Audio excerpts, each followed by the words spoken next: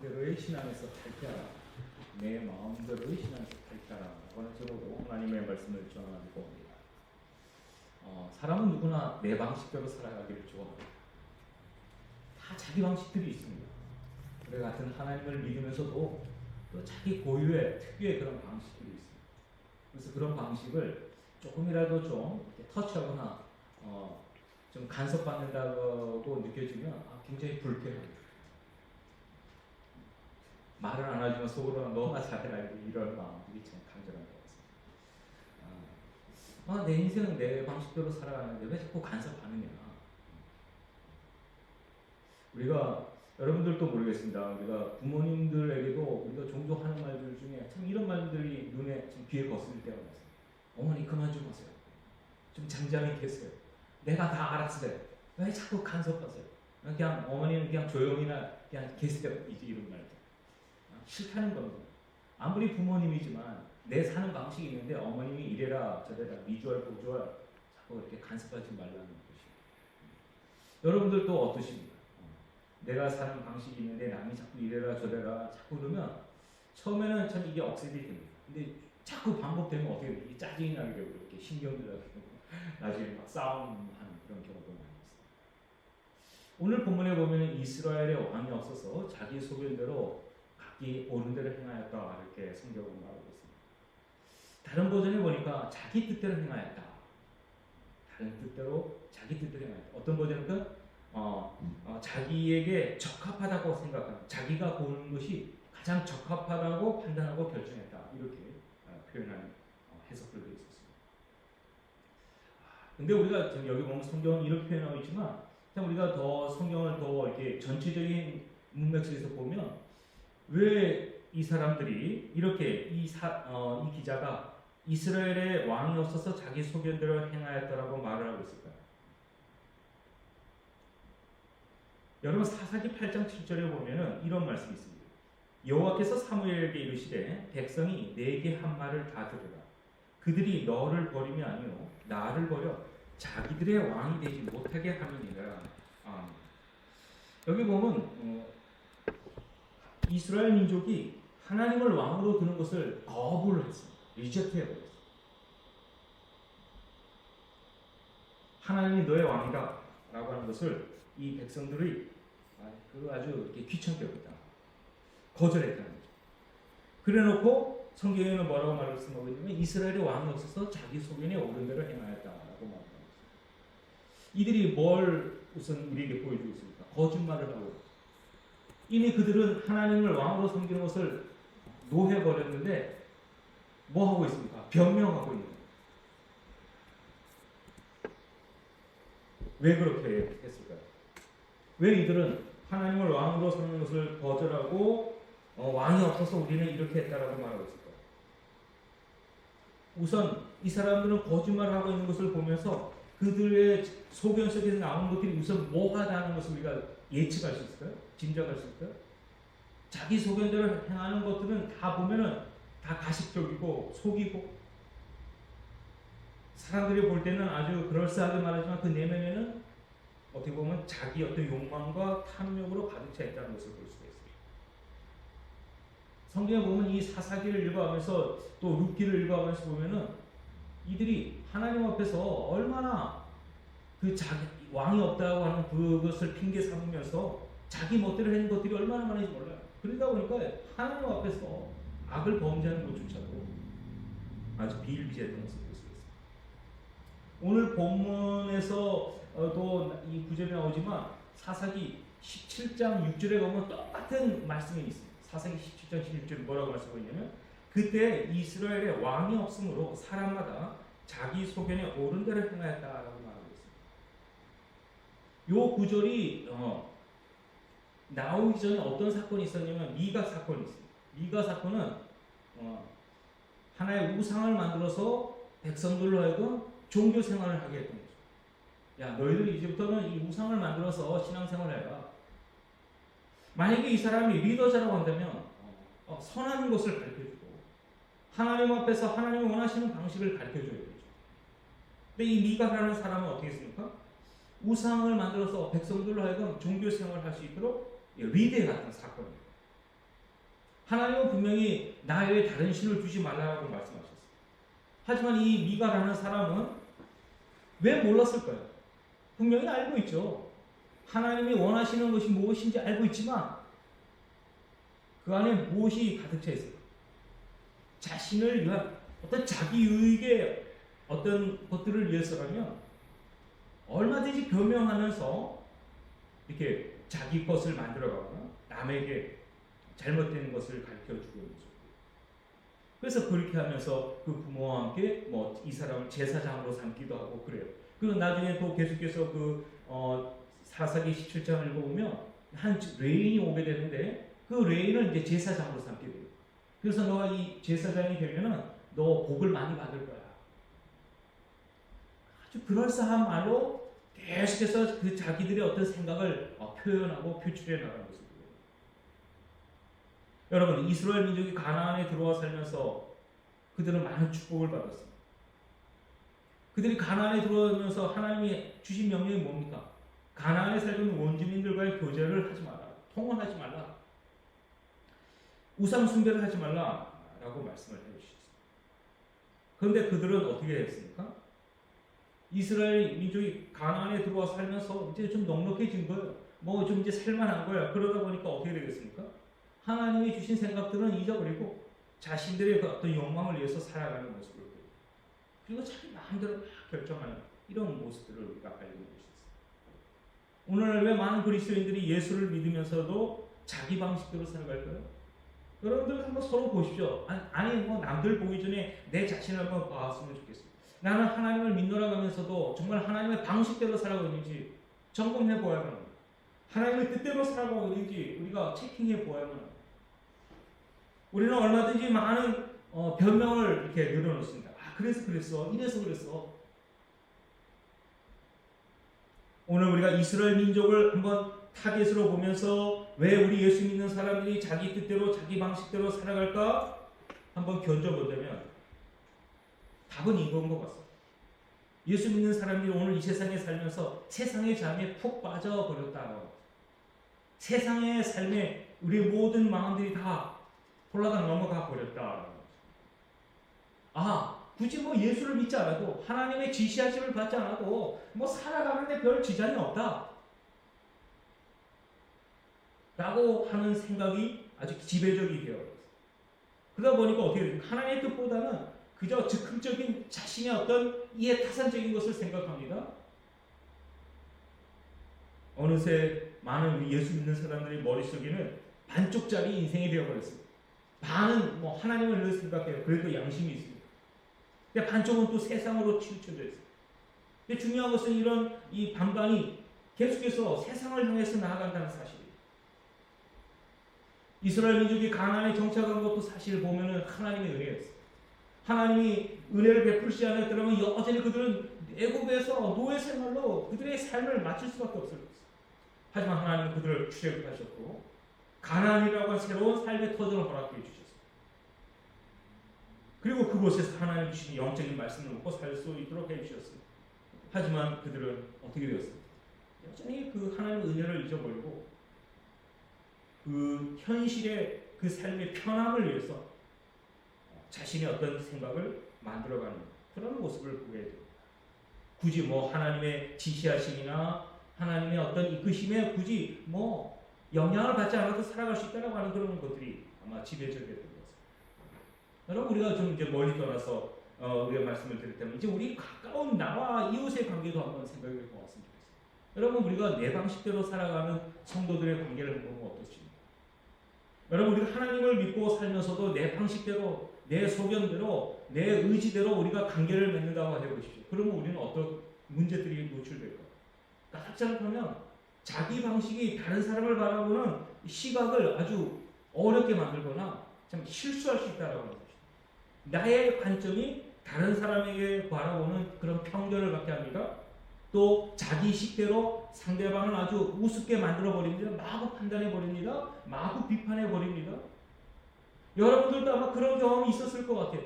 자신이 누군가 나를 바라보면서 자기 잣대로 나를 평가해 버립니다. 그러니까 그 사람은 어떻더라? 그 사람은 뭐 이렇더라 저렇더라.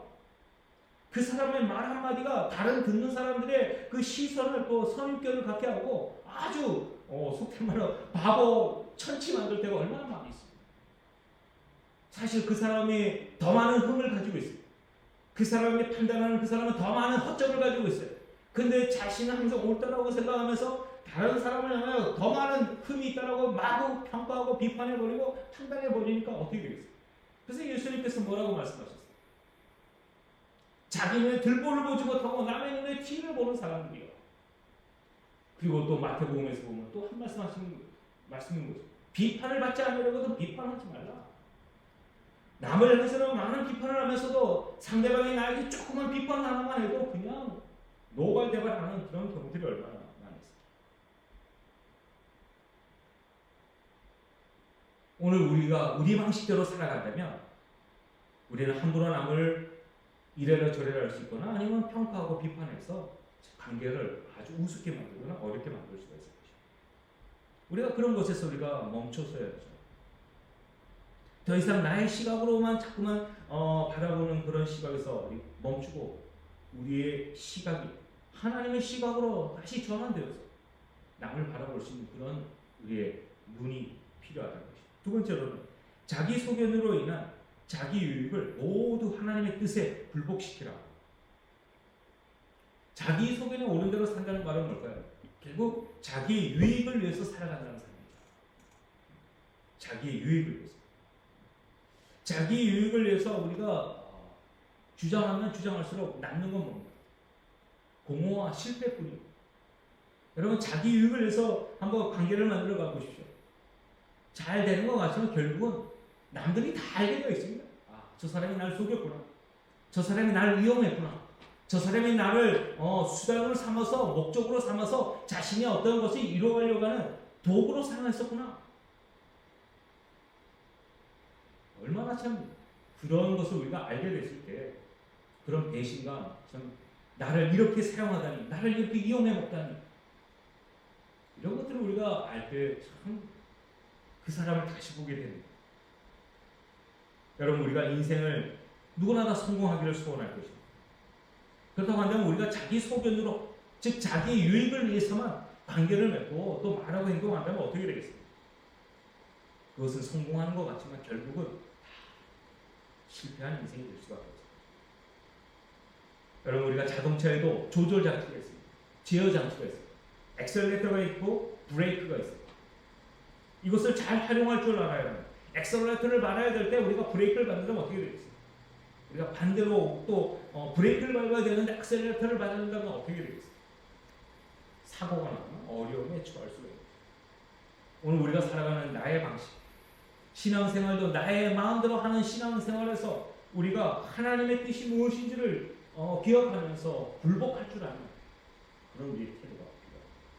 우리가 어떤 결정을 내리기에도 앞서서 정말 하나님이 원하시는 뜻이 무엇일까? 하나님이 기뻐하시는 선택은 무엇일까? 우리가 정말 진지하게 생각하면서 해야 되죠.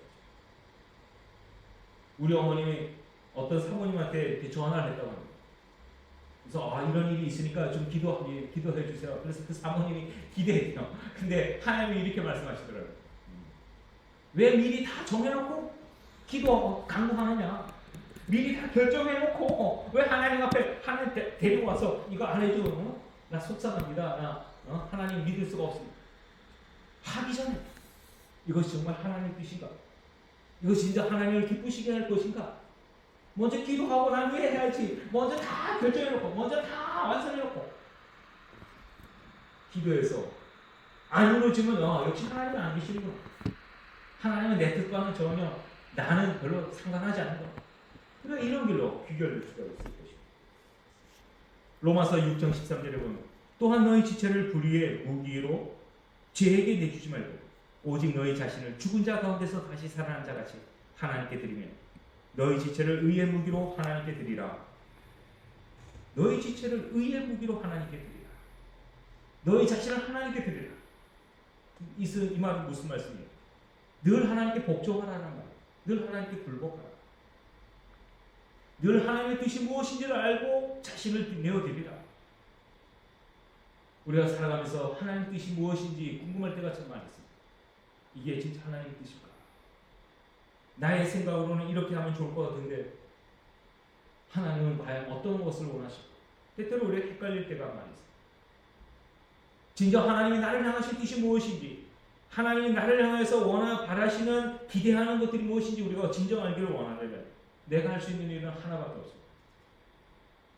하나님을 온전히 굴복하는 것밖에 없습니다. 마지막입니다. 내 마음대로의 신앙 방식에서 벗어나 하나님의 방식대로 미래를 살아가라. 오늘 본문은 사사기 21장 25절은 참 쓸쓸하고 차갑게 끝을 맺고 있습니다. 그때 이스라엘의 왕이 없습니다. 자기 소견에 옳은 대로 행하였다라고 아주 쓸쓸하게 아주 차갑게 결말을 짓고 있습니다. 오늘 우리도 이 세상을 살아가면서 이런 결말이 되어서는 아니 될 것입니다. 그때 왕이 없어서 자기 소견대로 행하였다. 내 사랑하는 성도 여러분, 우리에게는 왕이 없나요? 그렇지 않습니다. 우리에게는 살아계신 왕이 계십니다. 그분은 바로 하나님이십니다. 우리로 하여금 올바른 인생을 살아갈 수 있도록 끊임없이 영의 양식을 제공해 주시는 살아계신 하나님이 계십니다. 그 하나님이 우리에게 주신 것이 바로 무엇입니까? 말씀입니다. 말씀은 우리로 하여금 올바른 삶을 살아갈 수 있도록 영적인 나침반이 되어 주십니다. 우리가 매일매일 말씀을 먹고 살아갈 때 우리는 자기 소견대로 살지 않고 정말 하나님이 기뻐하시는 뜻이 무엇인지 분별하면서 살아갈 수 있을 줄로 믿습니다. 하나님은 우리가 생각하기에 결코 작은 분이 아닙니다. 우리는 너무 하나님을 작게 만들어 버렸어요. 하나님은 내가 생각하는 수준의 그런 조그만 그런 분이 아니십니다. 그분은 내가 형언할 수 없는, 측량할 수 없는 무소부재하신 하나님이십니다. 하나님이 얼마나 크신지 시편 111편 2절에 보면 이렇게 말씀하고 있습니다. 여호와께서 행하시는 일들이 크시오니 이를 즐거워하는 자들이 다 기리는도다. 여호와께서 행하는 일들이 얼마나 크시니 이를 즐거워하는 자들이 다 기리는도다. 우리가 사사시대를 보통 자기 소견에 옳은 대로 살았던 시대라고 표현을 하고 있습니다. 여러분, 사사기 그 다음에 나오는 책이 무엇입니까? 룻기입니다. 룻기의 가장 대표적인 핵심 인물은 룻이라는 여인입니다. 많은 사람들이 자기 소견대로 살았습니다. 좀 흉년이 들었다고 해서 훌쩍 떡집인 베들레헴을 떠나는 사람, 그리고 저 모압 땅에 살아가는 사람들이 있습니다. 이래서 저러니 저래서 하면서 자기 생각에, 자기 감정에서 살아가는 사람들이 많았던 시대입니다. 그런 시대 속에서도 끝까지 철저하게 하나님 방식대로 살았던 사람이 있는데 그 사람이 누굽니까? 룻이라는 여인입니다. 여러분, 우리 룻기를 읽으면서 참 룻이라는 여인이 그 결단하는 것을 보십시오. 얼마든지 나오미가 이제 내가 이제 베들레헴으로 고향으로 돌아갈 건데 너는 너의 땅으로 고향으로 돌아가라. 얼마든지 그 시대의 문화의 생각으로 산다면 얼마나 자기 소견대로 결정할 수 있습니까? 그래, 내가 가봤자 남편도 없는데 나는 이방인인데 가서 유대인들한테 얼마나 구박받을까, 얼마나 손가락질 받을까, 별의별 구박받을 조건들이 얼마나 많습니까? 하지만 오늘 여기 룻은 어떻게 결정합니까? 자신의 생각보다는 하나님의 그 계획 속에 자신을 드리는 것을 볼 수가 있습니다. 그래서 그 유명한 룻기 1장 16절을 보면 하나님이 가시는 곳에, 어머님이 가시는 곳에 내가 가고 어머님이 머무시는 곳에 내가 머물고 어머님이 섬기는 하나님을 내가 섬기겠다라고 멋진 고백을 하고 있습니다. 자기의 소견대로 살아가는 사람입니다. 가장 힘들고 어려울 때조차 하나님의 뜻을 위해서 자신을 헌신하고 희생하는 이런 아름다운 룻의 신앙을 볼 수가 있습니다. 우리가 사는 이 세상, 내 자기 소견대로 우리가 판단하고 느낀다면 우리는 실수하기가 쉬울 것입니다. 만약에 우리 자기 소견이 내 안에 정말 거짓 자아라고 거짓으로 가득 있다고 한다면 우리는 내 안에 이런 거짓 자아가 거주하지 못하도록 해야 될 것입니다. 이스라엘 민족들이 분명히 하나님을 왕으로 섬기는 것을 거절해놓고도 하나님이 왕이 없으셔서 안 계셔서 이렇게 했다고 하는 이런 이중적인 우리의 삶이 되어서는 안 될 것입니다. 진정한 그리스도인은 겉과 속이 하나인 사람. 겉과 속이 같은 사람인 거죠. 겉은 이런데 속은 더러운 곳으로 살아가고 있다고 한다면 그것은 자기 소견에 의해서 살아가는 사람인 거죠. 내 안에 더러운 곳으로 꽉 차 있다면 우리는 맑은 세상을 볼 수가 없는 건 당연할 것이죠. 우리 안에 여전히 자기 소견으로 가득 차 있다고 하면 그것을 씻어내고 하나님이 주시는 아름다운 방식으로 채워갈 수 있기를 간절히 소원합니다. 결국 우리가 기분대로 살아가면서 그 기분이 태도가 되어서는 아니 될 것입니다. 여러분, 감정 기복이 심한 사람들 보십시오. 얼마나 참 우리가 측량할 수가 없어요. 어디에 우리가 저 사람을 이 핀트를 맞춰야 될지 어려울 때가 참 많습니다. 우리가 기분에 어떤 조종당하거나 감정에 휘둘려서 살아가는 사람이 되어서는 아니 될 것입니다. 항상 어떤 일이 있다 할지라도 항상 하나님의 방식으로 살아갑니다. 때로는 우리가 살려보면 어렵게 하는 일들, 힘들게 하는 일들이 있을 것입니다. 하지만 하나님의 방식은 무엇입니까? 즉흥적인 그런 태도가 아닙니다. 기분이 나쁘다고 상처를 좀 받았다고 해서 자기 소견대로 말하고 행동하는 그런 사람들이 아닙니다.